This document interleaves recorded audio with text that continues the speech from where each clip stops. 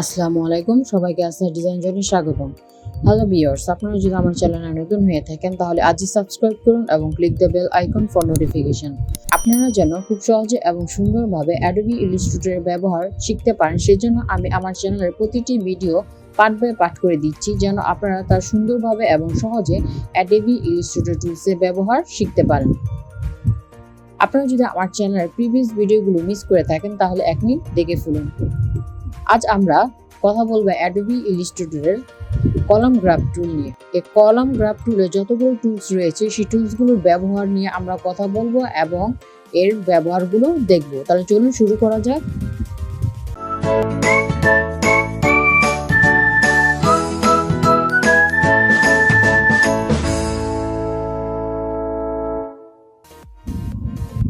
প্রথমে হচ্ছে column graph টুল। এই গ্রাফ টুল দিয়ে আপনারা সুন্দর সুন্দর গ্রাফ তৈরি করতে পারবেন। আমি যদি এখানে মাউসে ড্র্যাগ করি, এরিয়া সিলেক্ট করি, এখানে যদি আমি ডেটা ইনপুট করি,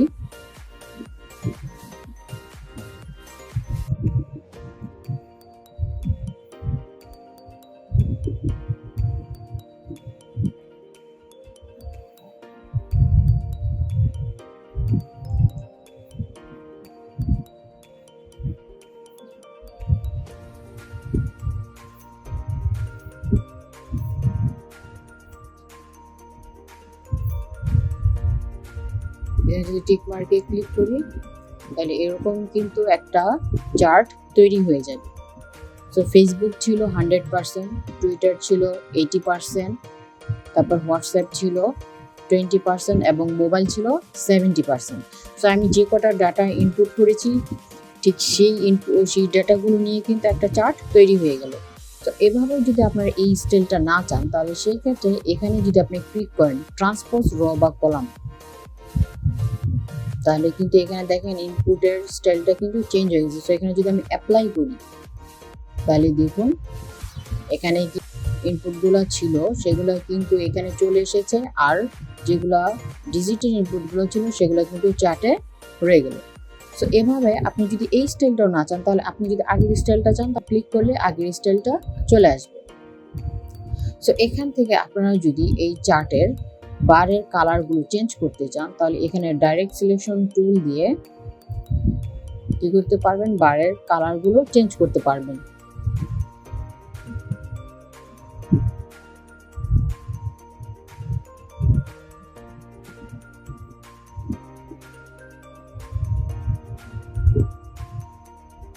আবার এখান থেকে যে পয়েন্টগুলো দেখতেছেন এই পয়েন্টগুলো যদি এডিট করতে চান বা ছোট করতে চান বা বড় করতে চান তাহলে সেক্ষেত্রে এখানে এই ডাইরেক্ট সিলেকশন টুল দিয়ে সেটা করতে পারবেন। এখানে আমি যদি ডাবল ক্লিক করি তাহলে এরকম একটা অপশন চলে আসবে গ্রাফ টাইপ। এখান থেকে আপনি কি টাইপের গ্রাফ চাচ্ছেন সেটা করতে পারবেন, বা ভ্যালু, এখানে যে ভ্যালুগুলো রয়েছে এগুলো যদি লেফট সাইডে চান তাহলে লেফট সাইডে দিতে পারবেন, আবার যদি রাইট সাইডে দিতে চান রাইট সাইডে, আর যদি বোথ সাইডে দিতে চান তাহলে সেক্ষেত্রে বোথ সাইডেও দিতে পারবেন। তাহলে ভ্যালুগুলো কিন্তু দুই পাশে চলে আসবে। আবার যদি এখানে আপনি ক্লিক করে যদি এক সাইডে চান তাহলে সেক্ষেত্রে আপনি সেটা দিতে পারবেন। যেমন এখানে আমি রাইট সাইডে দিই, তাহলে কিন্তু এই ভ্যালুগুলো রাইট সাইডে চলে আসবে। এভাবে কিন্তু আপনি ভ্যালুগুলো দোনো সাইডে দিতে পারবেন বা যে কোনো এক সাইডে সেটাকে দিতে পারবেন। আবার যদি আপনি এখানে রাইট ক্লিক করেন, এই যে দেখেন এখানে একটা ছোট পয়েন্ট, এখানে যদি ক্লিক করেন এই বারটা কিন্তু আলাদা হয়ে যাবে। সো তখন এখান থেকে এই স্টাইলগুলো চুজ করাটা কিন্তু ইজি হয়ে যাবে। আশা করি বন্ধুরা আপনারা এই কলাম গ্রাফ টুলের ব্যবহারটা বুঝতে পেরেছেন। এরপর হচ্ছে স্ট্যাকেড কলাম গ্রাফ টুল।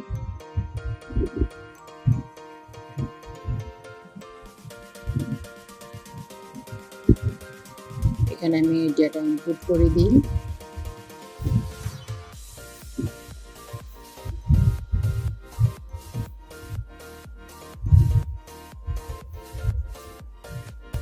যদি আমি ডাবল ক্লিক করি তাহলে এরকম একটা অপশন আসবে। যদি ভ্যালুটা আপনি লেফট সাইডে চান তাহলে সেক্ষেত্রে লেফট সাইডে দিতে পারবেন। ওকে, এখানে যেহেতু প্রথম যে ডেটাটা ছিল সেটা ছিল 20%, তারপরে যে ডাটাটা নিয়েছে তারপর ছিল 10%, ওটা কিন্তু 10% বৃদ্ধি পেয়েছে। তারপরে যে ডাটাটা ছিল 30%, সেটা 30% গড়ে রয়েছে। তারপর হচ্ছে 40%, তারপর হচ্ছে 40% ও 50%। সো এভাবেই কিন্তু আপনারা কি করতে পারবেন, গ্রাফটা তৈরি করতে পারবেন। গ্রাফের স্টাইল সেম হলেও কিন্তু ডিজাইনটা একটু ভিন্ন রয়েছে। আশা করি বন্ধুরা আপনারা স্ট্যাকের গ্রাফ টুলের ব্যবহারটা বুঝতে পেরেছেন। সো অ্যাজ ইউজুয়াল আপনারা কি করতে পারবেন, এই ডাইরেক্ট সিলেকশন টুল দিয়ে বার সিলেক্ট করে দিয়ে কালারটা চেঞ্জ করতে পারবেন। এরপর হচ্ছে বার গ্রাফ টুল। এটার স্টাইলটা দেখে বুঝতে পারতেছেন যে এটার যে ভ্যালুগুলো রয়েছে সেগুলো থাকবে নিচে এবং বারগুলো থাকবে একটু শোয়ানো অবস্থায়। তো এখানে আমি ইনপুটটা দিয়ে দিই।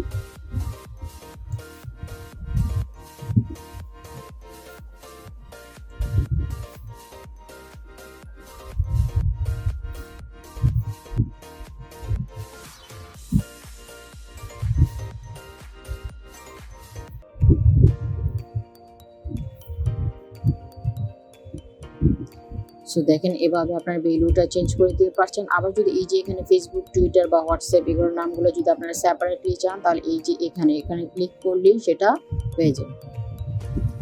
সো এভাবে আপনারা কি করতে পারবেন, আপনাদের নিজস্ব স্টাইল অনুযায়ী গ্রাফ চার্ট ক্রিয়েট করতে পারবেন। আশা করি বন্ধুরা আপনারা এই বার গ্রাফ টুলের ব্যবহারটা বুঝতে পেরেছেন। সো এখানে সিলেকশন টুল দিয়ে সবগুলো সিলেক্ট করে কিবোর্ডের ব্যাক স্পেস দিলেই ডিলিট হয়ে যাবে।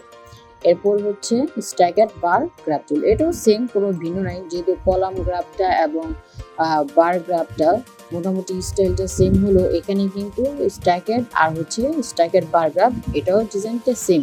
তো সেটা কিভাবে সেম সেটা দেখে নিই।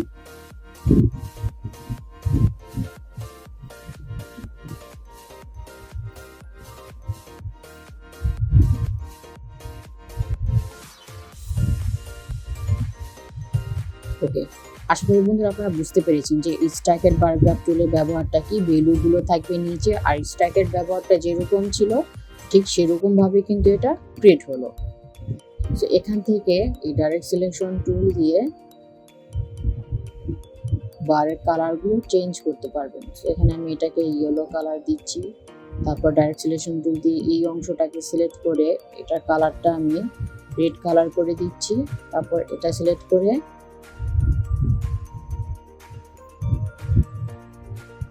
এইভাবে কি করতে পারবেন, বারের প্রতিটা স্টেপ সিলেক্ট করে ডাইরেক্ট সিলেকশন টুল দিয়ে সিলেক্ট করে চেঞ্জ করে দিতে পারবেন। তারপর হচ্ছে লাইন গ্রাফ টুল।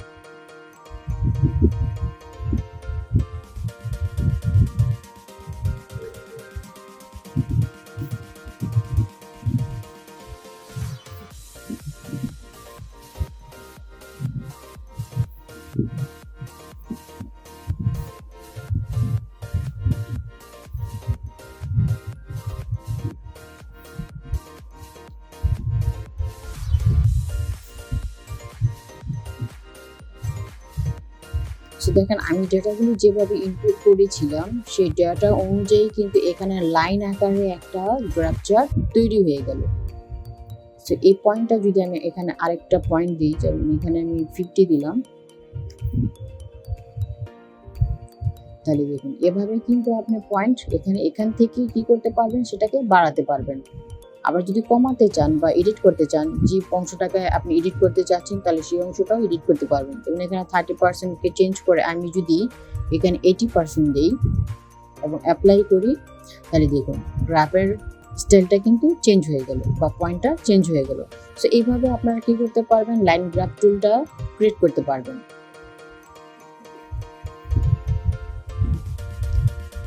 এরপর হচ্ছে এরিয়া গ্রাফ টুল। এরিয়া গ্রাফ টুল মানে বুঝতে পারতেছেন যে কোনো এরিয়া সে কি করবে, সিলেক্ট করে নেবে।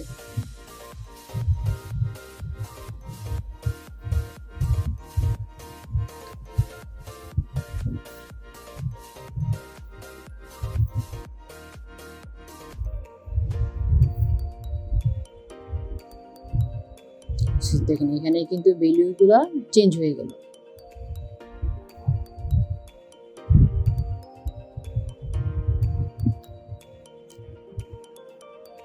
এরপর হচ্ছে স্কেটার গ্রাফ টুল।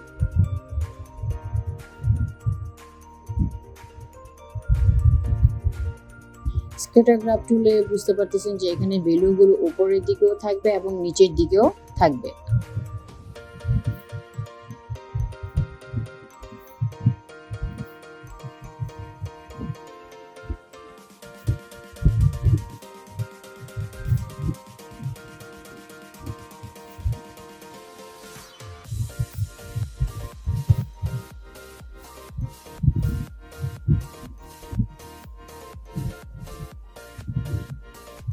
সো দেখেন এখানে যে ডেটাগুলো আমি ইনপুট করেছিলাম সেই ইনপুট অনুযায়ী এখানে কিন্তু একটা লাইন তৈরি হয়ে গেল।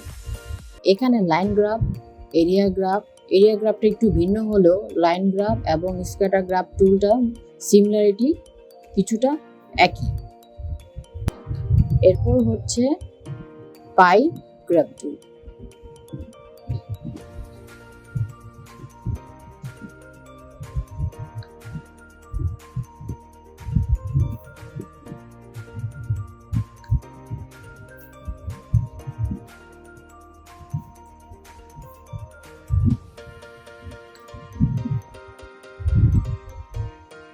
তো এখানে আমি যে ইনপুটগুলো করেছিলাম যে ফেসবুকে 100% লোক ইউজ করে, তারপর হচ্ছে টুইটার 70%, হোয়াটসঅ্যাপ 90% এবং লাইন হচ্ছে 40%। সো সেই অনুযায়ী এখানে কিন্তু কি পরিমাণ ইউজ করা হয় সেই পরিমাণ ইউজগুলো কিন্তু এখানে দেখানো হয়েছে। সো আপনি যদি এই স্টাইলটা না চান তাহলে সেক্ষেত্রে এখানে এটাতে ক্লিক করলেই কিন্তু স্টাইলটা চেঞ্জ হয়ে যাবে। সো দেখেন এখানে কিন্তু কালারটা চেঞ্জ হয়ে গেল যে কতটুকু পার্সেন্ট কে কোন জিনিসটা কতটুকু ইউজ করা হচ্ছে সেই অনুযায়ী কিন্তু এখানে আলাদাভাবে দেখানো হয়েছে। সো এখান থেকে ডাইরেক্ট সিলেকশন টুল দিয়ে প্রতিটা অংশ বা প্রতিটা পয়েন্ট সিলেক্ট করে আপনি যদি কালারটা চেঞ্জ করে দিই তাহলে হয়তো সেটা ইজিলি বুঝতে পারবেন বা সেটা আরো একটু সুন্দর দেখা যাবে।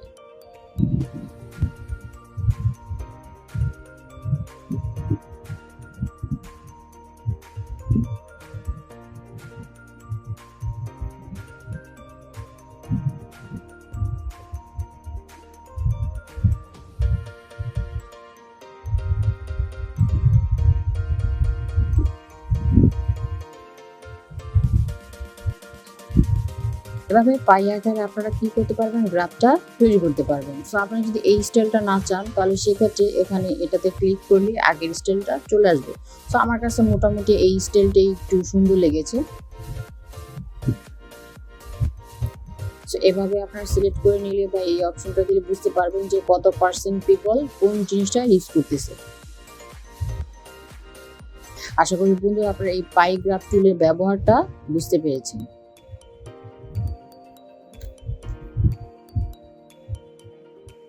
এরপর হচ্ছে রেডার গ্রাফ টুল।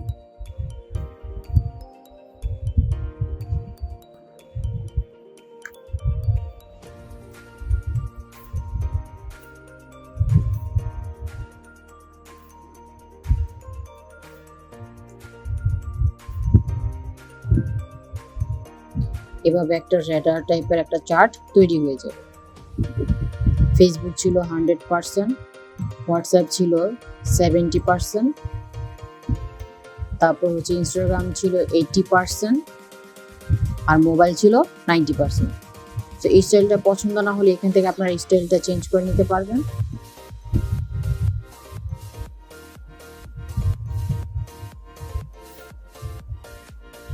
ওকে, এই হচ্ছে রেডার গ্রাফ টুলের কাজ। আশা করি বন্ধুরা আপনারা এই গ্রাফ টুলের যতগুলো টুলস রয়েছে সেই টুলসগুলোর ব্যবহারগুলো বুঝতে পেরেছেন। টুলটা নিয়ে আপনারা যত প্র্যাকটিস করবেন তত আপনারা এই টুলসের ব্যবহারটা ভালোভাবে শিখতে পারবেন। এরপর হচ্ছে আর্টবোর্ড। তো এই আর্টবোর্ড দিয়ে আপনারা কি করতে পারবেন, একের অধিক আর্টবোর্ড নিতে পারবেন। সেখানে যদি আমি আরেকটা আর্টবোর্ড, তো এখানেই যদি আমি আরেকটা আর্টবোর্ড চাই তাহলে সেক্ষেত্রে সেটা আমি ক্রিয়েট করে নিতে পারবো। সেই আর্টবোর্ড সিলেক্ট করে আপনারা একের অধিক আর্টবোর্ড ক্রিয়েট করতে পারবেন। আবার যদি এখানে আমি ব্যাক স্পেস চেপে একটু পিছনে যাই এবং এই অংশটাকে যদি আমি একটু বড় করতে চাই তাহলে এভাবে এটাকে ড্রাগ করে সেটা বড় করতে পারবো। স্লাইস টুল ও স্লাইস সিলেকশন টুল।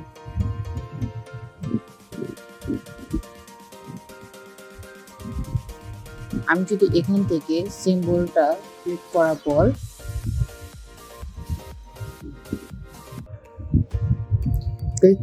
এখান থেকে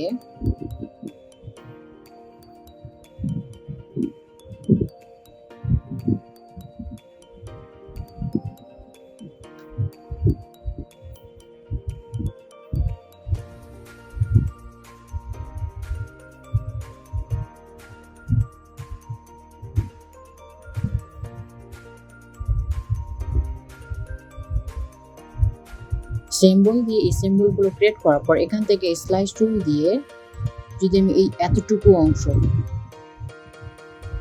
স্লাইস করি এবং এটাকে এই এতটুকু অংশ যদি আমি সেভ করতে চাই, এখান থেকে আমি যদি এটাকে এক্সপোর্ট করতে চাই জেপিজি বা পিএনজি, সো এখানে আমি লিখব সেভ ফর ওয়েব।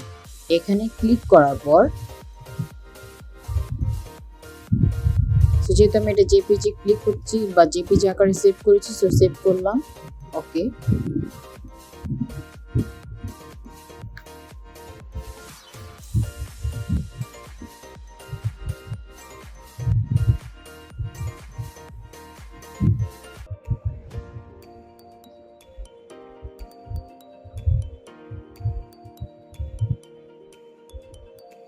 ওকে, আমরা যতটুকু অংশ সিলেক্ট করেছিলাম ঠিক ততটুকু অংশ কিন্তু এখানে স্লাইস হয়ে গেছে। সো আবার যদি এই অংশটুকু আপনারা বাড়াতে চান তাহলে সেক্ষেত্রে এখানে এই স্লাইস সিলেকশন টুল দিয়ে সেটাকে বাড়াতে পারবেন। এখন এই এতটুকু অংশ আমি কি করলাম, সিলেক্ট করলাম, সিলেক্ট করার পর এই এতটুকু অংশ আমি সেভ করব।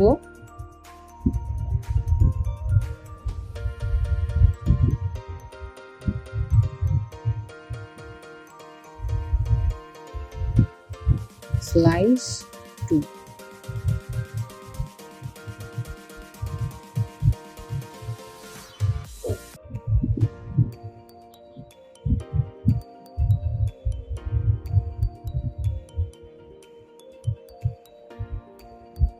ওকে বন্ধুরা, আমরা যতটুকু অংশ সিলেক্ট করেছিলাম ঠিক ততটুকু অংশ কিন্তু সিলেক্ট হয়ে গেছে বা স্লাইস হয়ে গেছে।